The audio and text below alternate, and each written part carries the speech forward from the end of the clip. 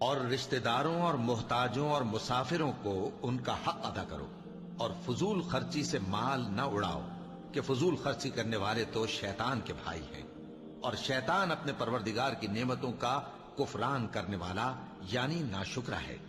اور اگر تم اپنے پروردگار کی رحمت یعنی فراخ دستی کے انتظار میں، جس کی تمہیں امید ہو، ان مستحقین کی طرف توجہ نہ کر سکو تو ان سے نرمی سے بات کہہ دیا کرو،